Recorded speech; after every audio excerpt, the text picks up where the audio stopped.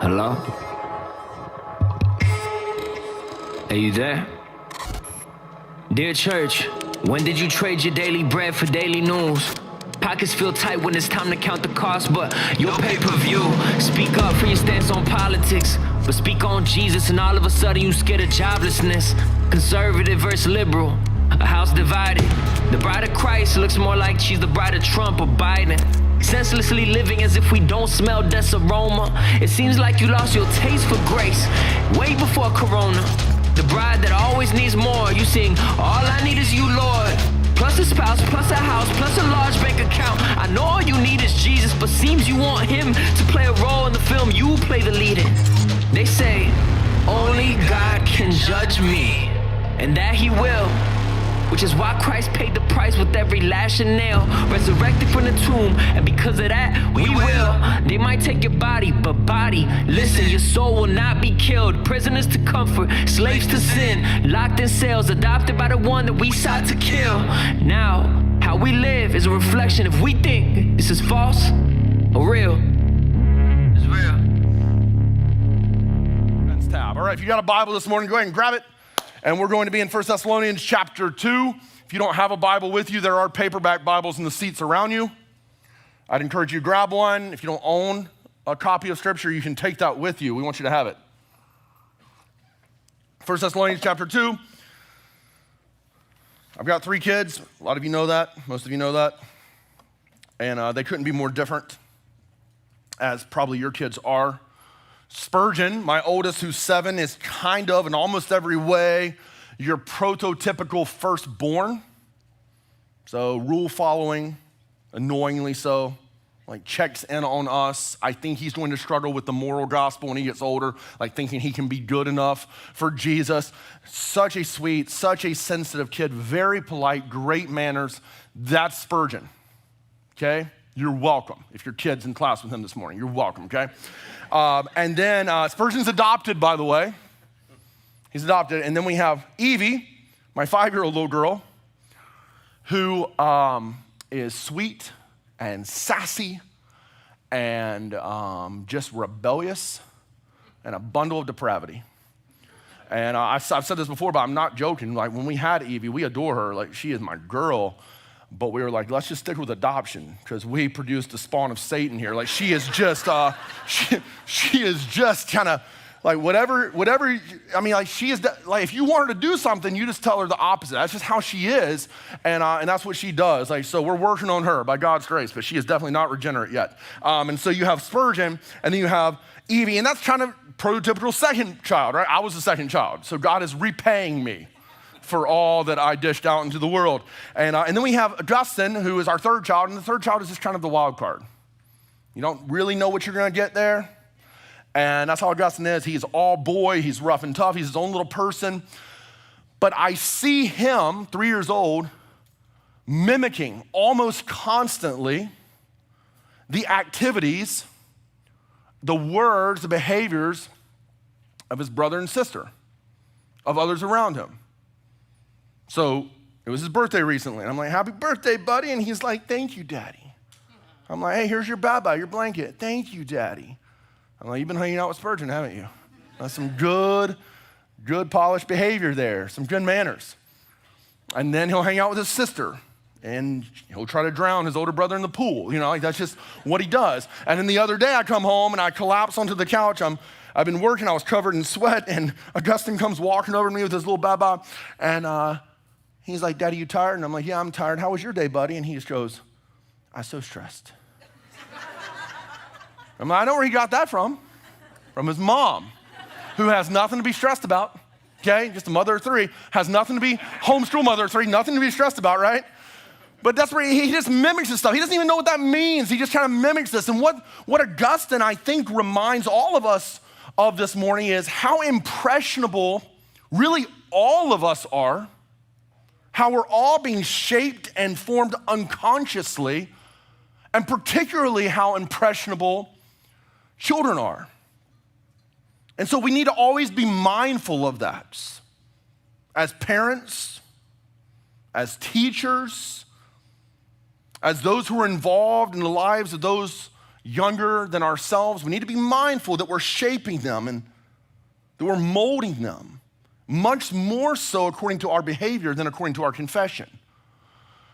But also we need to keep in mind, we need to acknowledge this morning that while leadership for many of us is kind of this abstract term, we look at someone else as a leader, maybe a pastor, maybe a governing official, maybe a military officer. We look at these men, these women, these are the leaders in our society, in our culture, in our churches.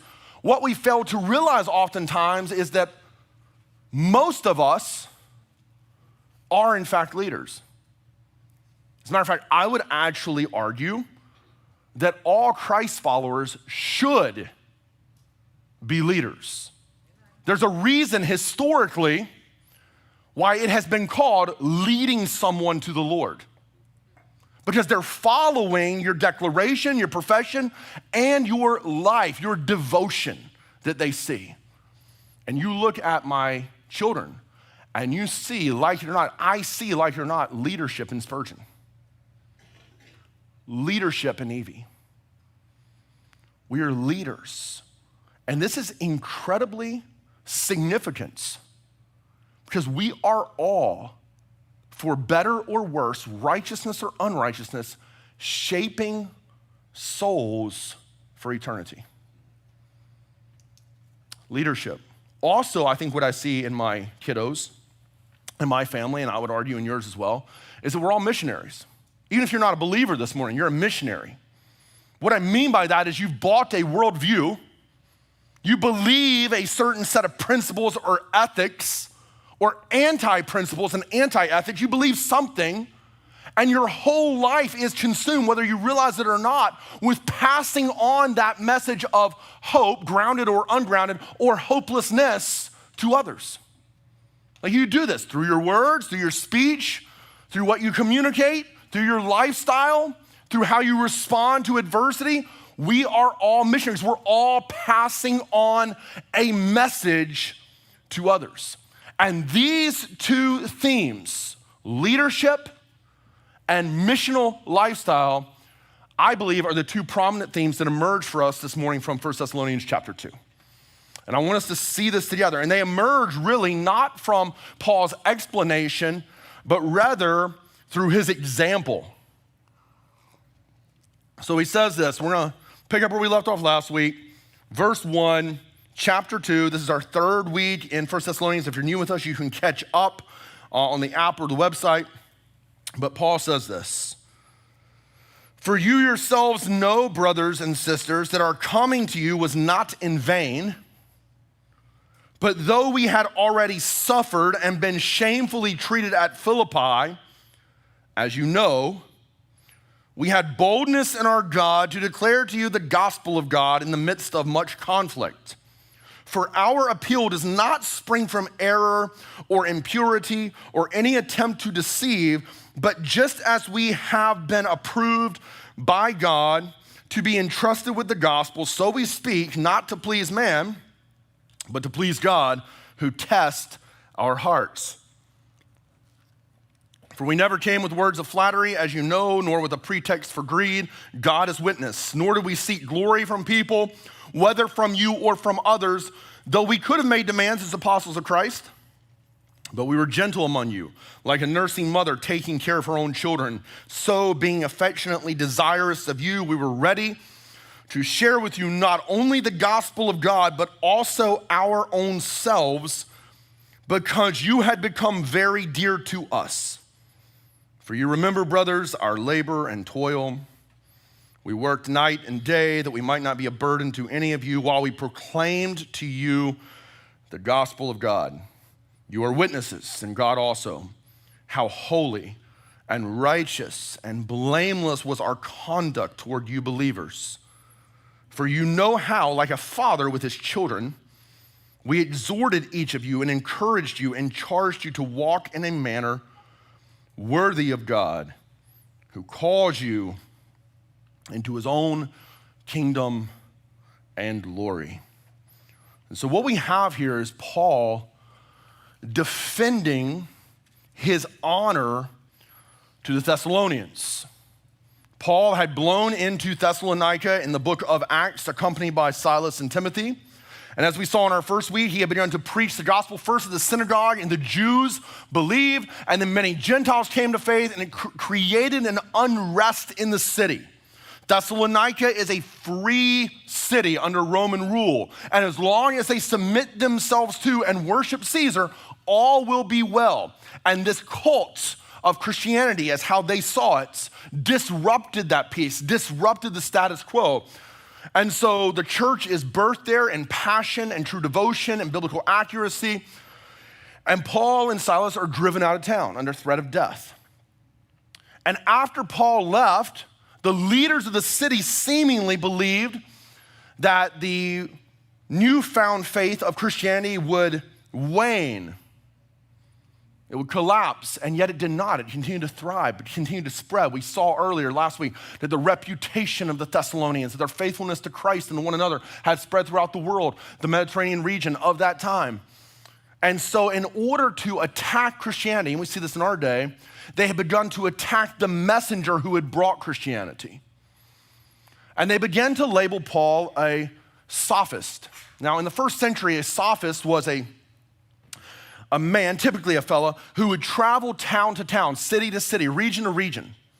He was very eloquent, very well-spoken, very articulate.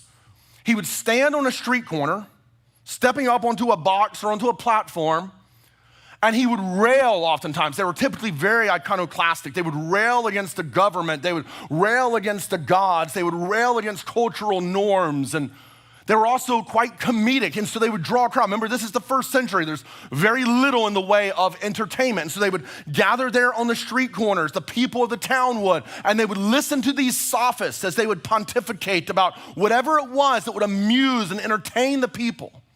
The sophists had a terrible reputation.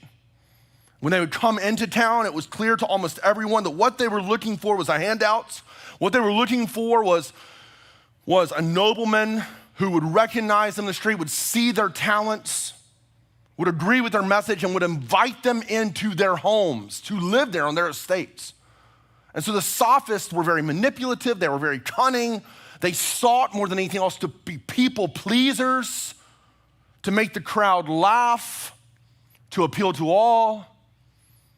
Horrible reputation. And so the leaders of Thessalonica decided, you know what, if we want to decry Christianity, let's demean the Apostle Paul and begin to spread this rumor that he was nothing more than a sophist. He came in with a message to rile up the people, to entertain, to gain a following, to gain proceeds.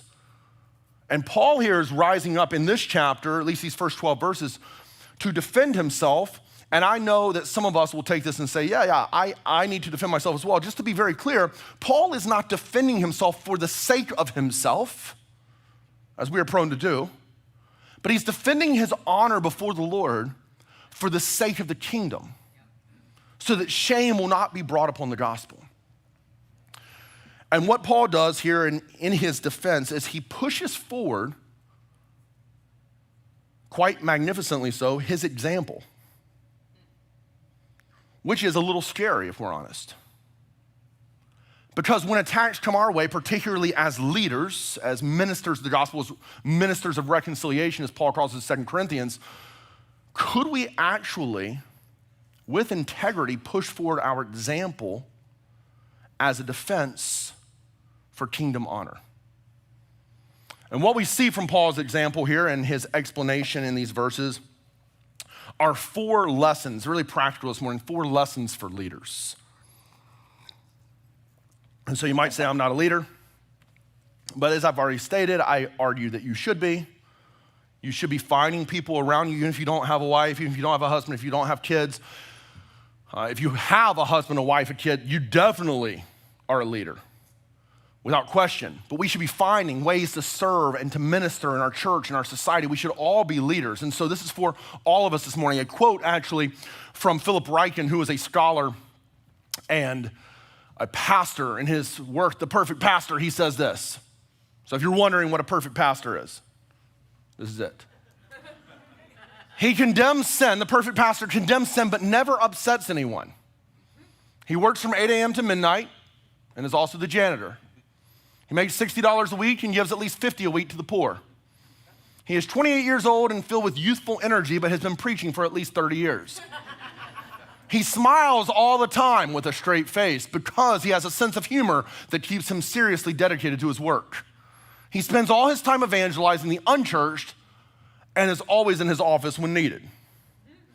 And he continues on in kind of this diatribe against the mindsets that perhaps is pervasive in American Christianity about what a perfect pastor, or generally speaking, what a perfect leader looks like. Look, I'm here to tell you this morning, I've been pastoring for 20 years. I've been a husband for 15 years. I've been a father for 8 years. I understand there's no such thing as a perfect leader outside of Christ. There's none. He is the model example for us. He is the example that Paul is leading. So when we talk about lessons for leaders from 1 Thessalonians chapter 2 this morning, I want to be clear. I get that there will be unrealistic expectations put on you as a leader. You might not be a pastor. If you've been a pastor or been in ministry, you probably almost certainly resonate with that, and that's perhaps why you're no longer in ministry, is because of that. But for many of us here, we're leaders and we're kind of burned out, kind of strung out because unrealistic expectations from around us or even within us have risen up that demand perfection. And that's not what we're calling for this morning. That's not what Paul's calling for. He's calling, as he always does, for faithfulness. And so here's 4 lessons we see here in the text for leaders this morning. Number 1, leaders, true godly leaders, do justly. They do what's right. All 3 of my kiddos are cheaters by nature. Like they just, I taught my son Spurgeon chess about 6 months ago, and we sit down occasionally and we'll play together. And I'll get up, more so to test him than anything else, but I'll get up and I'll make my way to the kitchen, get some water, I'll be right back, buddy, and I'll just peek my head around the corner and I'll see him. Now, I already told you he has this high moral equilibrium about him, and so you can see him kind of biting his lip and looking around the board, and I'll see him like move his queen and take one of my pawns as if this is a great move. And then he realizes that queen is in danger. He's already removed his hand. He's done, he's excited. Then he realizes and he pulls that queen back, puts the pawn back, and I'll come around the corner, hey buddy, did you touch anything? And you just see the distress. Okay, you just see it in him. The other night, my brother Nate came over and he was sitting down, he was playing this board game that I had when I was a kid. It's called The Legend of the Lone Ranger. And in it, you have these little cards and you flip them over, and a lot of them are townspeople. But if you get the wanted poster, you can try to corral the criminal and capture them and earn a reward. And so Spurgeon's explaining again to my brother Nate, and he goes, okay, Nate, when you get the card, when you turn over your card, you get to see one, but when I get to turn over a card, I get to keep going until I find a wanted poster. And Nate's like, is this really how it's done? And I'm like, absolutely not. I don't know where he learned that from. And then I've got my little girl, Evie, no surprise here, but she'll be like, Daddy, let's play tic-tac-toe. We go in a restaurant, she wants to play tic-tac-toe on the napkin, and so she'll make her X, and I'll make my O, and she'll make her X, and I'll make my O to block her X, and she just writes over my O. It's like, I won. I'm like, that's not how it works. They're just cheaters by nature. Now, here's the reality. I would argue, and you don't have to agree this morning, but I think the Bible argues that we all are born and shaped in iniquity, and therefore, just by nature, we are cheaters. We'll do whatever it takes to get our way in the end, to win. However, as we grow in society, most of us, some of you haven't learned, and you're learning the hard way. But most of us learn these social norms. We're like, I cannot just be a cheater overtly. So I'll be a cheater covertly. And I'll actually use the name of Jesus to disguise my lack of integrity. Wow. Like I'll use this, I'll slap a fish on my business. I'll put Jesus Saves there. I'll let everyone know that this is a Christian company, that I'm a Christian businessman, because they're gonna trust me more with that. And there's no level, all of us this morning know, as followers of Christ, that we're called as servants and leaders to do what is right. And yet, I continue to be shocked and saddened with how many Christians I interact with and hear about who are so shady, so deplorable. And then, I'm just talking to us fellas for a second, then fellas, we wonder why our wives have no respect for us. They see how we interact with everyone else. They hear us lie, brazenly lie, and they know that the people we're talking to don't know that it's not the truth, but they know it's not the truth. And then we ask stupid questions like, why don't you trust me? Why don't you believe me? Why don't you follow me? Because you're not leading. Leaders lead.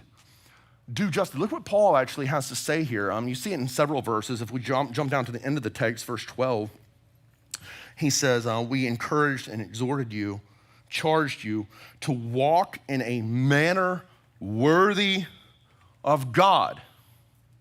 He's our standard. Not others, because we can trick others.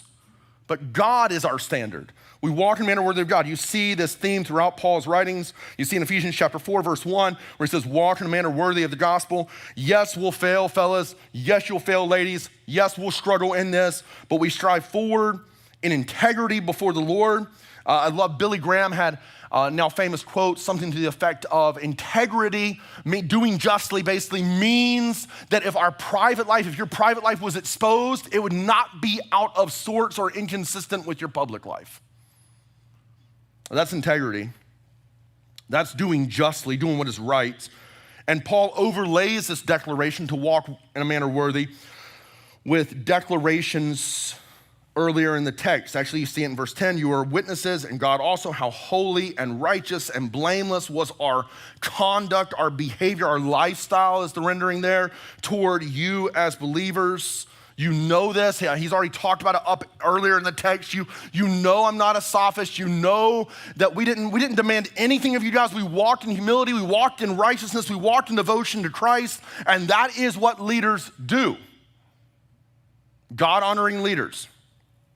Number 2, God-honoring leaders care deeply.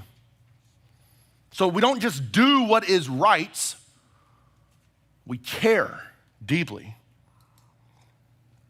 Now, this could be misunderstood, like all of this, but by caring deeply, once again, I think if you've been in Building 28, you know this. If you're thinking well, you know this. But I just want to clear it up this morning. Caring deeply does not mean affirming whatever anyone wants to do or wants to be. That's actually the opposite of caring deeply. Caring deeply is leading someone into what is best for their life.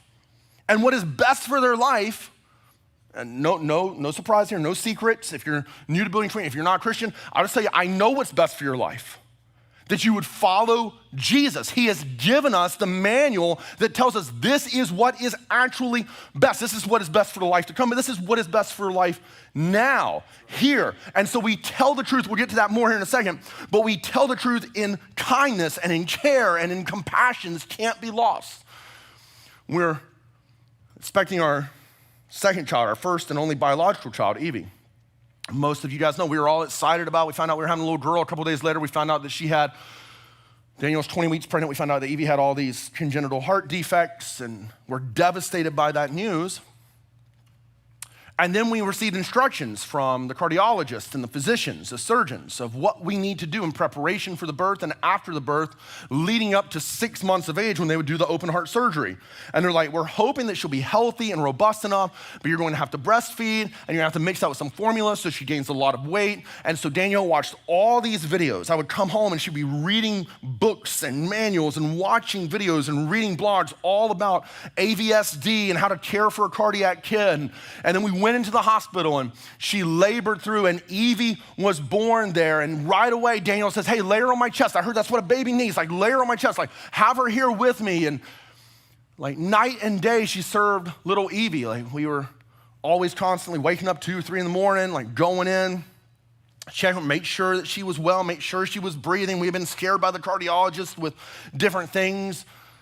Evie never latched, and so Danielle would get up multiple times a night and pump take care of and feed little Evie. And I saw in her, and fellas, we've seen it, and ladies, you've seen it, I saw in her the care that a mother has for their little one. It's an unrivaled care. And Paul here, I think it's very interesting that most of us fellas especially, we love the theology of Paul, but we hate the practicality of Paul. Because he says here, what? But we, verse 7, were gentle among you. Like, if you asked our wives, you asked our kids, fellas, if you asked your kids, ladies, would gentleness be one of the descriptors? We were gentle among you like a nursing mother taking care of her own children. Leaders, Christ-filled leaders, care deeply. They do justly. Number 3, they work diligently. They work hard. All right, we had a storage unit, 10 by 20 storage unit across from the church here. I had a U-Haul truck this week. Some of the guys came over and helped me unload the big items from the U-Haul truck. I had it until 3 p.m. on Wednesday. So I got up early Wednesday morning. I drove it to the storage unit, and my resolve was trying to save as much money as possible that I would just unload that 10 by 20 storage unit, which if you don't know, it's like the size of a football field. At least it felt like it. I would unload that by myself into my truck. About 45 minutes later, I am just dying.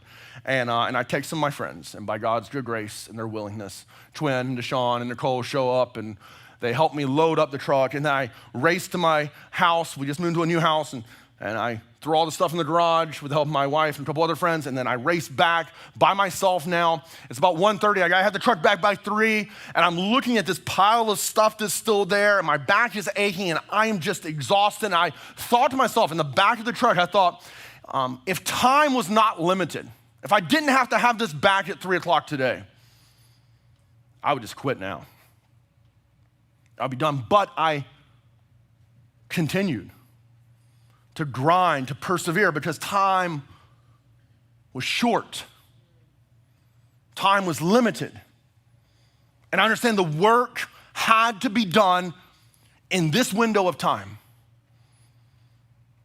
And I understand, I think it's cute that we run from and try to hide from our mortality and from how quickly life is passing. But the reality is, for all of us this morning, I need you to hear this, you have a limited window. I have a limited window when it comes to leadership. Your children will only be little for so long. Your kids will only be teenagers, thank God, right? For so long. You will only be alive here on this earth, able to make an impact for the kingdom for so long. Time is short. And because time is short, we work hard. I'm all for Sabbath. I'm all for rest. I'm all for good rhythm. I'm all for worship. But we labor. We labor into it. That's what Paul says here. He goes, hey, you can't even contend with this. You know, verse 9, you remember, brothers, our labor and toil. We worked night and day that we might not be a burden to any of you while we proclaimed to you the gospel of God. Work diligently. And then number 4, good leadership. Do justly, do the right thing, be men and women of integrity. Work diligently, care deeply, but number 4 here, speak truly. And that's what Paul does in this text. Verse 1, for you know, brothers, and that's the Greek word oida. So it's different than gnosis. That's typically the word you'd find there in the Greek, gnosis. That's an experiential knowledge that is there. We have the ideas of Gnostic or agnostic from the word knowledge, and experiential knowledge, which is a good thing in Christianity. It can't be divorced from Christianity. We're supposed to know Christ, commune with Christ. But oida is an observed knowledge. It's something that we observe. So he's saying here, you actually observed this. You know that our coming to you was not in vain. Like kingdom work took place, gospel success. But though we had already suffered and been shamefully treated up in Philippi, as you observed, so just think through this. What Paul's saying here is when we staggered into Thessalonica to proclaim the gospel, you saw our wounds from the beating we took in the Philippian jail. You witnessed our limp. Like I would imagine, I'm just speculating here, but that as they're making their way down the coast, down the Via Ignatia, this famous road between Philippi and Thessalonica, that Timothy, the young son of the faith, new to the faith in some sense, looks at Paul and goes, hey, you know what? We were just beaten in Macedonia. We were in prison up in Philippi, and God did a work though, but hey, what about a sabbatical? Like, what about a break? Paul's like, no. We press forward. We move forward, and they come into Philippi, and they say here, but though we had already suffered and been shamefully treated at Philippi, as you know, we had boldness in our God. Amen. Not in our strength, not in our articulation, not in our knowledge, not in our influence. We had boldness in our God. As a matter of fact, the NIV, you might be reading the NIV. I love how it puts us here. It says, we dared to speak the gospel of God. It was a risk. We knew we could be in prison again, beaten again. We knew we could be killed. But we dared. We stood up in the face of opposition and we dared to speak the gospel of God. True godly leaders speak truth.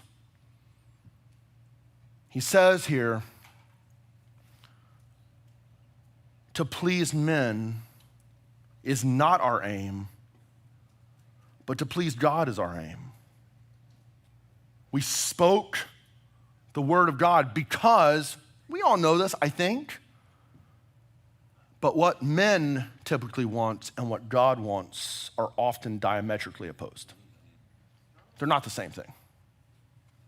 So will we please men or will we please God? I've used this, probably exhaustingly so, but it's the analogy I always go back to when we found out about Evie's heart defect. We were devastated, right? The doctor came out and she told us about Evie's heart defect, and we knew kind of in some sense what that would mean for us and for her the rest of her life.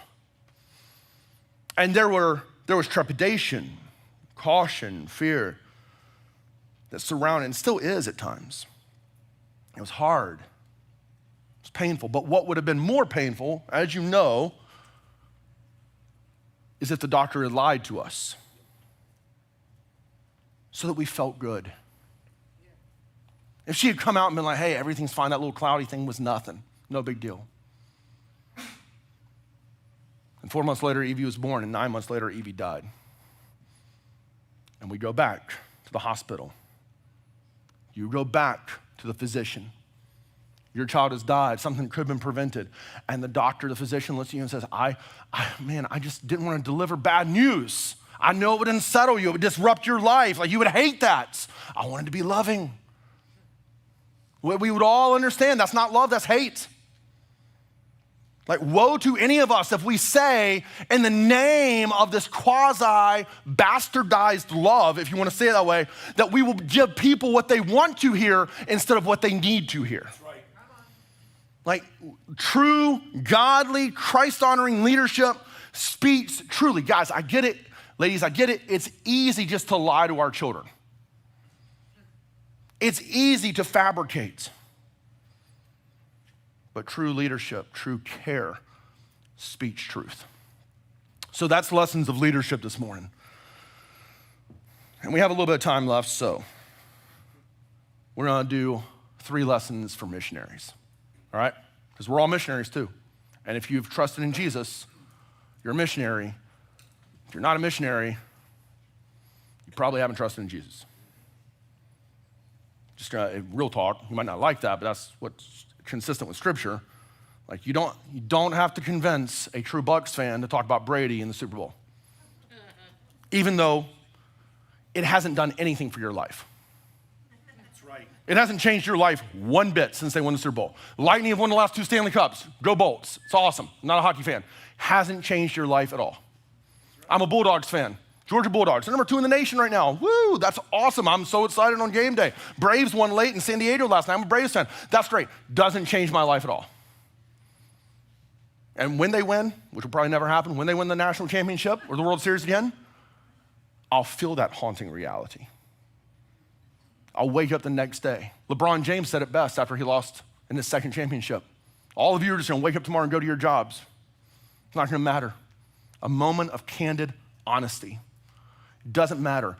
And yet we have for us the life-giving, soul-transforming gospel of Jesus. Amen. That means everything. And yet we have a horde, seemingly, of Christians, and I'm sorry, I have to use that word loosely, who seem to indicate or even espouse with their lips that they are not ambassadors for Jesus. They're not missionaries. That was not true of the church at Thessalonica. It was not true of the Apostle Paul. And so he gives us 3 lessons here for leadership. First lesson is that we carry forward an unpolluted message. Amen. An unpolluted message. I was shocked this week when I read about the Flint, Michigan water catastrophe. I don't know if you've seen this. Apparently it's been going on for 5 or 6 years now. They had been piping in water from Lake Huron, the Great Lakes, for decades. And in 2016, the residents of Flint, Michigan began to report that the water showed some discolorization. It smelled really foul. They were concerned about it. The leaders of the city officials assured them everything was great. Everything is fine, the water is safe, continue to bathe in it, continue to drink it, continue to cook with it, you're fine. And over the course of the next few months, the residents of the city began to report all types of mysterious illnesses, especially creating sickness in children. And then it was discovered that in an effort to save money and to pad pockets, the city officials had decided instead of channeling water from Lake Huron 153 miles away, that they would just channel water from the Flint River, which is one of the most polluted rivers in the state of Michigan. And it was causing all this. They were literally, the article I read said that in an effort, hear this, in an effort to make money, leaders were willing to poison children. Wow. Pollution. What does Paul argue again and again here? We came into Thessalonica and what do we preach? Well, we preach social justice. We preached moral behavior. We preached on what it looks like to have a successful ministry. No, that's none of this. All the things the church is diverting to today, all the things the gospel actually does speak to, but they preach the gospel. I think please hear me say this. I love you, and I love this church. I have to speak the truth. Stop listening to anyone who tells you that the gospel of Jesus is not sufficient to meet any need in society. The gospel of Jesus. And just in case you're wondering this morning, Paul again and again here in this book says, this is the gospel of God, not the gospel of man, not the gospel of humanism, not the gospel of society. It's the gospel of God. It's not my gospel. Paul's saying this is the gospel of God. And you're like, okay, I'm newer to Christianity. Or maybe, sadly, you're not. And you still need to know this is the gospel of God, that the eternal God from on high descended from his throne, took upon flesh, descended into our filth, and yet lived in perfect righteousness before the Father. He went to the cross as a substitute in your place, in my place, bearing wrath, the just condemnation of God, and bearing mine and your transgressions so we do not have to. He went into the tomb dead, and 3 days later he rose again physically, literally, magnificently from the dead. He rose again to give life to all who will trust in him. And it is a good declaration. Amen. It's good news for us, for a broken world. And it's the transformation that needs to take place. If we get this right and we're uncompromised, unpolluted in this proclamation, we will see change, because it's through this message that the Spirit of God works. Amen. It's through this message. He takes it and it's not just a declaration. You would have evangelists in the first century, that's what they're called literally, who would travel town to town, city to city, and they would declare the victory of Caesar, which none of us care about now. But Jesus, King Jesus, had evangelists in the first century who would walk into town and declare the victory of Jesus. And all of us care about that now. Amen. Because it's not a passing conquest. It's not meaningless to us. And we can't pollute the gospel. That's right. Be careful who you read. Be careful what you watch. Be careful what you let your kids watch. There's some good stuff on Right Now Media. There's some garbage on Right Now Media. Garbage. Like, not because I say so, just line it up with scripture. Examine it yourself like the Bereans did.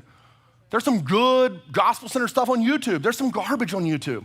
There's a few good things at the Christian bookstore. Most of it's garbage.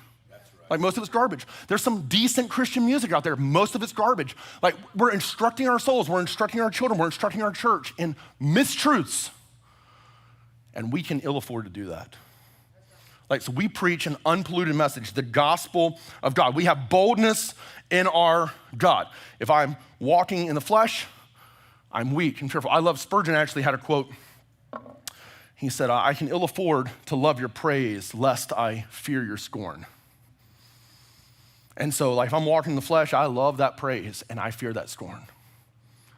But when I'm walking in the Spirit, when you're walking in the Spirit, we have the boldness of the God of the gospel for us. So, unpolluted message. Number 2, uncompromised motives. So I think we know this. I just want to be clear. The gospel was not given to any of us to build our platform, to make our name great. I'm thankful that you guys have served in our church and you served in other churches. This many people are saved because of you. That's right. This many people are saved because of me. We've baptized 140, 150 people over the last 10 years. Thank God for that. This many of them saved because of me. Now, we're ambassadors. It's on us before the Lord to get the message right, to non-dilute, non-pollute the message. But it's God who moves us to proclaim. It's God's message that we proclaim. It is God's Spirit that comes to the heart that has heard the message and regenerates and awakens and seals to the promise. It is all the work of God. That's right. And the motives here, Paul is saying throughout this, you see it again and again, where he's saying, you know my motives. My motives, it was not to gain fame. It was not to get lodging. As a matter of fact, we worked night and day so we wouldn't be a burden to any of you. Our appeal, verse 3, did not spring from error. Wasn't wrong. It didn't spring from impurity or any attempt to deceive. We've been approved by God to be entrusted with the gospel, so we speak not to please man, but to please God, who tests our hearts. We did not come like the sophists do with words of flattery, as you know, nor with a pretext for greed. We weren't trying to make money. God is our witness. We did not seek glory from people, whether from you or from others. So they didn't even have social media, though we could have made demands as apostles of Jesus. Like, we were honest. Our motives were pure. I need you to hear this today. If you're new, if you're outside of Jesus, we love you. Like, we declare to you the truth of the gospel, uncompromised. And our only motives, if we're walking with the Lord, I know we're all jacked up people, and so you're looking around and you're like, these people are messed up. We are. But if we're walking with the Lord, our only motives are that we glorify our God and we get a brother or sister in Jesus. We're commended, we're approved, we're affirmed by the Lord in this. So there's this unpolluted message, uncompromised motives. As a matter of fact, I read this week. I thought it was a fascinating story from 1981. Minnesota radio station reported a story about a stolen car in California. Minnesota, they're reporting this. Police were staging an intense search for the vehicle and the driver, even to the point of placing announcements on local radio stations to contact the thief. On the front seat of the stolen car sat a box of crackers that, unknown to the thief, were laced with poison. The car owner had intended to use the crackers as rat baits. Now the police and the owner of the VW Bug were more interested in apprehending the thief to save his life than to recover the car. So we question ourselves this morning. Maybe we're unpolluted with the gospel message, but why? What's our motivation there? Is it to gain something for ourselves, or is it to care for souls? Finally, we're unapologetic in our manner. Unapologetic, this is the lifestyle of missionaries. Lessons for us this morning. Unpolluted in our message, we declare the gospel of God. Uncompromised in our motives. We don't seek a following, we don't seek fame. It's not about us, it's about Jesus. I'm tired of preachers and Christians that post and say it's all about Jesus when really it's truly all about them. Like, it's not all about us. It's not supposed to be all about us. And then we're unapologetic. And that doesn't mean you can be a jerk. Okay, we talked about this a couple weeks ago. That does not mean that we are rude and obnoxious. That is not the Christianity that we are called to. But we have been called into his kingdom and glory, and so we're unapologetic. Verse 8, so being affectionately desirous of you, we were ready to share with you not only the gospel of God, but also our own selves, because you had become dear to us. And so we take these lessons today. Lessons we see from Paul, lessons we really see from Jesus, lessons on leadership and what that looks like, to work diligently, to care deeply, to speak the truth, to live righteously. Lessons for missionaries. Unpolluted message. It's the only message that can save. It's the only message that can transform. Uncompromised motives for his kingdom, for his glory, for the good of others. Unapologetic. We will not back down from speaking the whole counsel of God. Let's pray.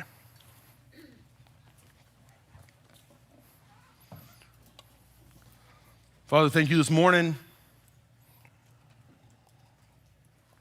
We thank you for how you speak to us. You have not left us without a message, without truth. You have given us this truth, and we understand it, and it connects and resonates deeply within us by the remarkable power of your Spirit, who makes dead souls alive, who convicts hearts, changes lives. And Father, we give thanks today that you have called us into gospel leadership as your people.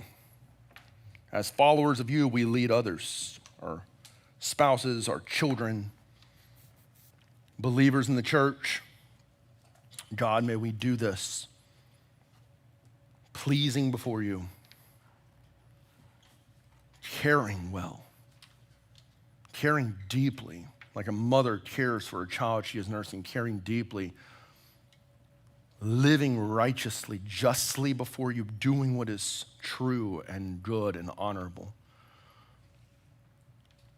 working hard, speaking truth. God, convict us today of where we have failed as leaders in our homes, leaders in our church, leaders in our society, leaders at work. Convict us and change us, align us with yourself. God, also convict us where we have failed to be representatives of you, to declare without apology your unpolluted truth to a world that desperately needs it. May we resolve before you to do that today. Church, we're going to take a moment.